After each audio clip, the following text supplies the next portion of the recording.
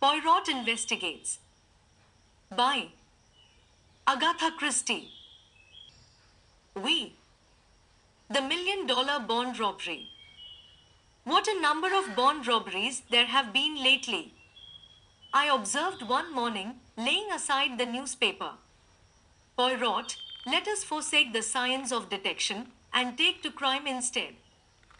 You are on the, how do you say it, get rich quick tack, eh, mon ami? Well, look at this last coup, the $1 million worth of Liberty bonds which the London and Scottish Bank was sending to New York and which disappeared in such a remarkable manner on board the Olympia. If it were not for the mal they made and the difficulty of practicing the so excellent method of lever gear for a longer time than the few hours of crossing the channel, I should delight to voyage myself on one of these big liners, murmured Poirot dreamily. Yes, indeed, I said enthusiastically. Some of them must be perfect palaces, the swimming baths, the lounges, the restaurant, the palm courts. Really, it must be hard to believe that one is on the sea. Me, I always know when I am on the sea, said Poirot sadly. And all those bagatelles that you enumerate, they say nothing to me, but, my friend, consider for a moment the geniuses that travel as it were incognito. On board these floating palaces, as you so justly call them, one would meet the elite, the haute noblesse of the criminal world. I laughed. So that's the way your enthusiasm runs. You would have liked to cross swords with the man who sneaked the Liberty bonds. The landlady interrupted us. A young lady as wants to see you, Mr. Poirot. Here's her card. The card bore the inscription, Miss Ismee Farquhar, and Poirot, after diving under the table to retrieve a stray crumb and putting it carefully in the waste paper basket, nodded to the landlady to admit her. In another minute, one of the most charming girls I have ever seen was ushered into the room. She was perhaps about 25, with big brown eyes and a perfect figure. She was well dressed and perfectly composed in manner. Sit down, I beg of you, mademoiselle. This is my friend, Captain Hastings, who aids me in my little problems. I am afraid it is a big problem I have brought you today, Monsieur Poirot, said the girl, giving me a pleasant bow as she seated herself. I dare say you have read about it in the papers. I am referring to the theft of Liberty bonds on the Olympia. Some astonishment must have shown itself in Poirot's face, for she continued quickly, You are doubtless asking yourself what I have to do with a grave institution like the London and Scottish Bank. In one sense nothing, in another sense everything. You see, Monsieur Poirot, I am engaged to Mr. Philip Ridgway. Aha! And Mr. Philip Ridgway was in charge of the bonds when they were stolen. Of course, no actual blame can attach to him. It was not his fault in any way. Nevertheless, he is half distraught over the matter, and his uncle, I know, insists that he must carelessly have mentioned having them in his possession. It is a terrible setback in his career. Who is his uncle? Mr. Vavasor, Joint General Manager of the London and Scottish Bank. Suppose, Miss Farquhar, that you recount to me the whole story. Very well. As you know, the bank wished to extend their credits in America and for this purpose decided to send over $1 million in Liberty bonds. Mr. Vavasor selected his nephew, who had occupied a position of trust in the bank for many years and who was conversant with all the details of the bank's dealings in New York, to make the trip. The Olympia sailed from Liverpool on the 23rd, and the bonds were handed over to Philip on the morning of that day by Mr. Vavasor and Mr. Shaw, the two joint general managers of the London and Scottish Bank. They were counted, enclosed in a package, and sealed in his presence, and he then locked the package at once in his portmanteau. A portmanteau with an ordinary lock. No, Mr. Shaw insisted on a special lock being fitted to it by Hubses. Philip, as I say, placed the package at the bottom of the trunk. It was stolen just a few hours before reaching New York. A rigorous search of the whole ship was made, but without result. The bonds seemed literally to have vanished into thin air.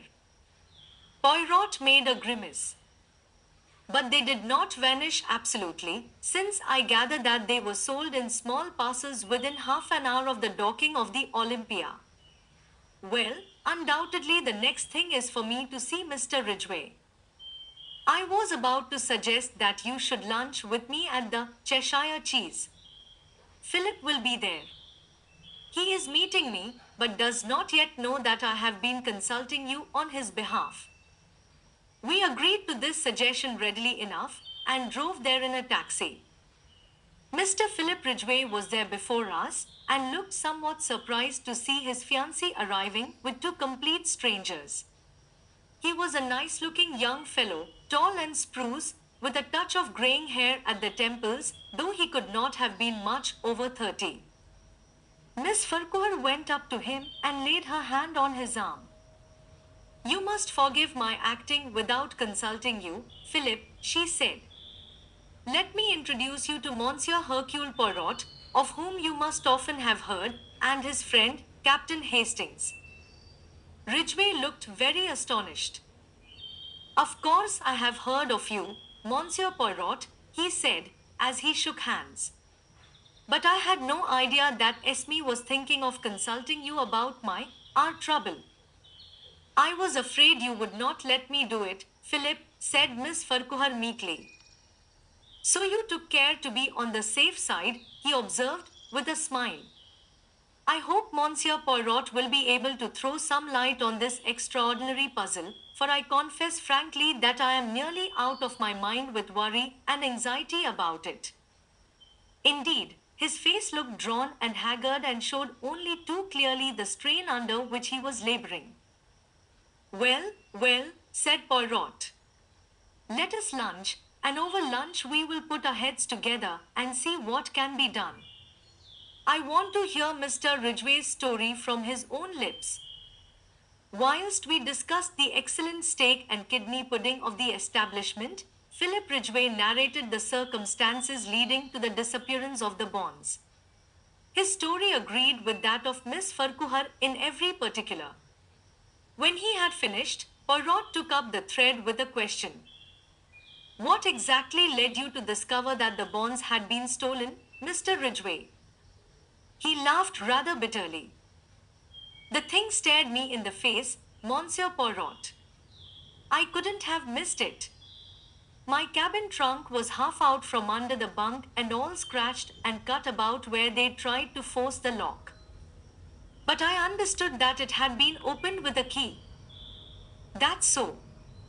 They tried to force it, but couldn't. And, in the end, they must have got it unlocked somehow or other." "Curious," said Poirot, his eyes beginning to flicker with the green light I knew so well. "Very curious. They waste much time trying to prise it open, and then, sapristi, they find that they have the key all the time, for each of Hobbs's locks are unique. That's just why they couldn't have had the key. It never left me day or night." "You are sure of that?" "I can swear to it, and besides, if they had had the key or a duplicate, why should they waste time trying to force an obviously unforceable lock?" "Ah, there is exactly the question we are asking ourselves. I venture to prophesy that the solution, if we ever find it, will hinge on that curious fact. I beg of you not to assault me if I ask you one more question. Are you perfectly certain you did not leave the trunk unlocked?" Philip Ridgway merely looked at him, and Poirot gesticulated apologetically. "Ah, but these things can happen, I assure you." "Very well, the bonds were stolen from the trunk. What did the thief do with them? How did he manage to get ashore with them?" "Ah," cried Ridgway. "That's just it." "How?" "Word was passed to the customs authorities, and every soul that left the ship was gone over with a tooth comb. And the bonds, I gather, made a bulky package. Certainly they did. They could hardly have been hidden on board, and anyway, we know they weren't because they were offered for sale within half an hour of the Olympia's arrival, long before I got the cables going and the numbers sent out. One broker swears he bought some of them even before the Olympia got in. But you can't send bonds by wireless. Not by wireless, but did any tug come alongside? Only the official ones, and that was after the alarm was given when everyone was on the lookout. I was watching out myself for their being passed over to someone that way. My God, Monsieur Poirot, this thing will drive me mad. People are beginning to say I stole them myself. But you also were searched on landing, weren't you? Asked Poirot gently. Yes. The young man stared at him in a puzzled manner. You do not catch my meaning, I see, said Poirot, smiling enigmatically. Now I should like to make a few inquiries at the bank. Ridgway produced a card and scribbled a few words on it. Send this in and my uncle will see you at once. Poirot thanked him, bade farewell to Miss Farquhar, and together we started out for Threadneedle Street and the head office of the London and Scottish Bank. On production of Ridgway's card, we were led through the labyrinth of counters and desks, skirting paying in clerks and paying out clerks and up to a small office on the first floor where the joint general managers received us. They were two grave gentlemen who had grown grey in the service of the bank. Mr. Vavasor had a short white beard, Mr. Shaw was clean-shaven. I understand you are strictly a private inquiry agent, said Mr. Vavasor. Quite so, quite so. We have, of course, placed ourselves in the hands of Scotland Yard. Inspector McNeil has charge of the case. A very able officer, I believe. I am sure of it, said Poirot politely. You will permit a few questions on your nephew's behalf? About this lock, who ordered it from Hubbs's? I ordered it myself, said Mr. Shaw. I would not trust to any clerk in the matter. As to the keys, Mr. Ridgway had one, and the other two are held by my colleague and myself. And no clerk has had access to them. Mr. Shaw turned inquiringly to Mr. Vavasor. I think I am correct in saying that they have remained in the safe where we placed them on the 23rd, said Mr. Vavasor. My colleague was unfortunately taken ill a fortnight ago, in fact on the very day that Philip left us. He has only just recovered. Severe bronchitis is no joke to a man of my age, said Mr. Shaw ruefully. But I am afraid Mr. Vavasor has suffered from the hard work entailed by my absence, especially with this unexpected worry coming on top of everything. Poirot asked a few more questions. I judged that he was endeavoring to gauge the exact amount of intimacy between uncle and nephew. Mr. Vavasor's answers were brief and punctilious. His nephew was a trusted official of the bank, and had no debts or money difficulties that he knew of. He had been entrusted with similar missions in the past. Finally, we were politely bowed out. I am disappointed, said Poirot, as we emerged into the street. You hope to discover more? They are such stodgy old men. It is not their stodginess which disappoints me, more a me. I do not expect to find in a bank manager a keen financer with an eagle glance, as your favorite works of fiction put it. No, I am disappointed in the case. It is too easy. Easy. Yes, do you not find it almost childishly simple? You know who stole the bonds? I do. But then, we must, why? Do not confuse and fluster yourself, Hastings. We are not going to do anything at present. But why? What are you waiting for? For the Olympia. She is due on her return trip from New York on Tuesday. But if you know who stole the bonds, why wait? He may escape. To a South Sea island where there is no extradition? No, mon ami, he would find life very uncongenial there. As to why I wait, a bin to the intelligence of Hercule Poirot, the case is perfectly clear, but for the benefit of others, not so greatly gifted by the good God, the Inspector McNeil, for instance, it would be as well to make a few inquiries to establish the facts. One must have consideration for those less gifted than oneself. Good Lord, Poirot!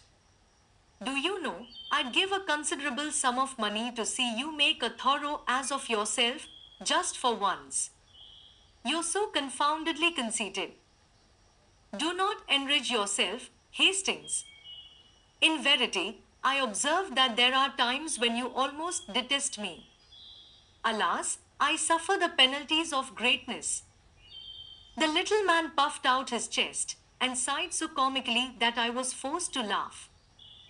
Tuesday saw us speeding to Liverpool in a first-class carriage of the L&NWR. Poirot had obstinately refused to enlighten me as to his suspicions or certainties.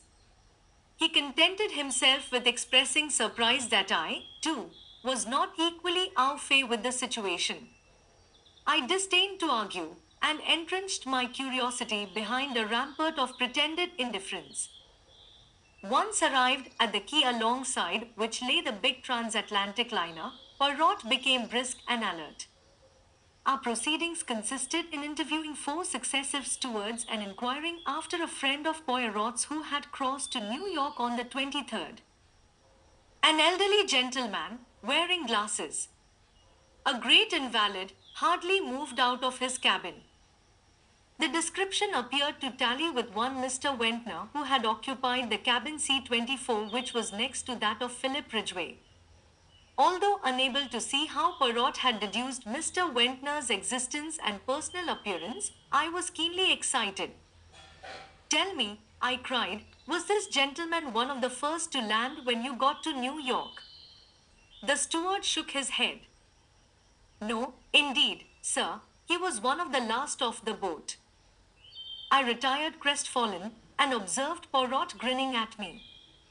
He thanked the steward, a note changed hands, and we took our departure. "It's all very well," I remarked heatedly, "but that last answer must have damped your precious theory, grin as you please. As usual, you see nothing, Hastings. That last answer is, on the contrary, the coping stone of my theory." I flung up my hands in despair. "I give it up." When we were in the train, speeding towards London, Poirot wrote busily for a few minutes, sealing up the result in an envelope. "This is for the good Inspector McNeil. We will leave it at Scotland Yard in passing, and then to the Rendezvous restaurant, where I have asked Miss Esme Farquhar to do us the honor of dining with us." "What about Ridgway?" "What about him?"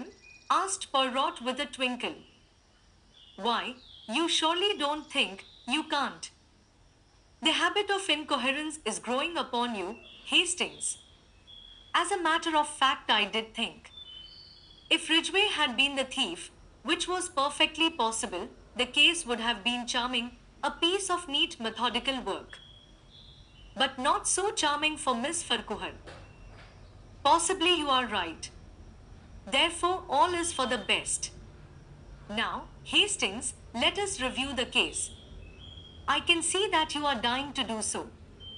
The sealed package is removed from the trunk and vanishes, as Miss Farquhar puts it, into thin air. We will dismiss the thin air theory, which is not practicable at the present stage of science, and consider what is likely to have become of it. Every one asserts the incredibility of its being smuggled ashore. Yes, but we know. You may know, Hastings. I do not. I take the view that, since it seemed incredible, it was incredible. 2 possibilities remain: it was hidden on board, also rather difficult, or it was thrown overboard.